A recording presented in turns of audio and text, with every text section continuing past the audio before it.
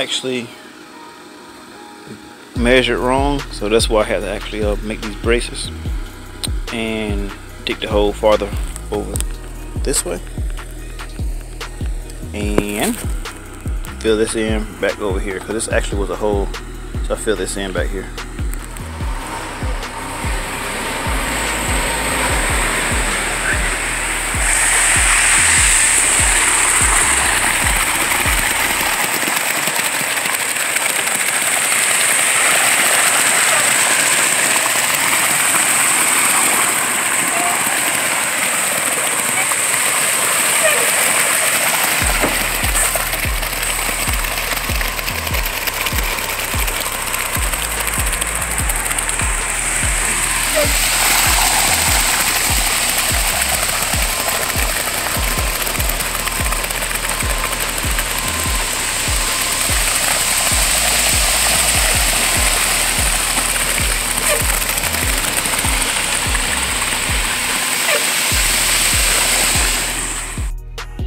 Right here is where we finish the concrete and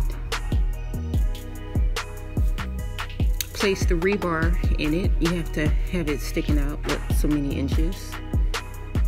And yeah, that's what you're seeing. We had the footer filled and we had to put rebar in that as well. And then we ordered the blocks so we could start laying blocks.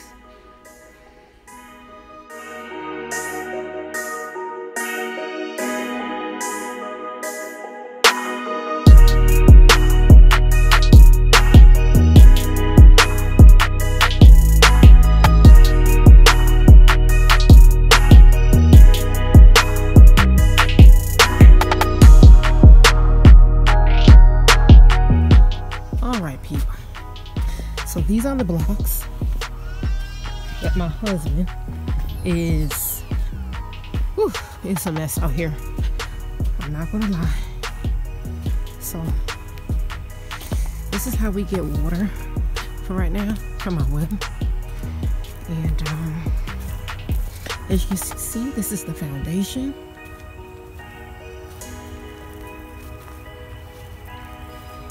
Yep. We got the vents for the so the house can properly ventilate, and I'm assuming my husband's gonna put one right there, one right there, one right here. I think he said he's gonna put 3 in the back of the house. But yeah, he's doing the 3rd row as we speak. So yeah. So as you can see, so proud. Good job, baby. Whew. Mosquitoes out here and everything, they tearing me up.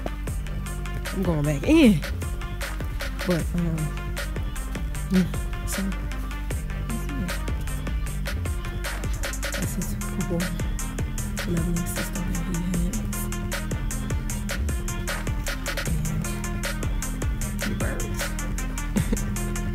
All you hear out here, crickets and birds. But yeah, little vent right there.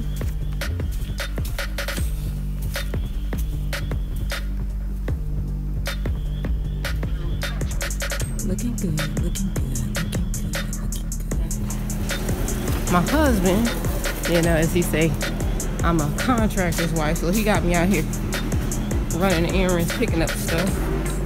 Concrete stuff is heavy. Ooh, Yahweh help me. This is gonna be challenging. Okay. There we go.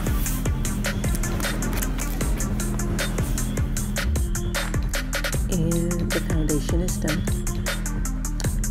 All the footers are done. Rebar's in place where it should be. We are ready to start building. What a very exciting time and liberating, might I add.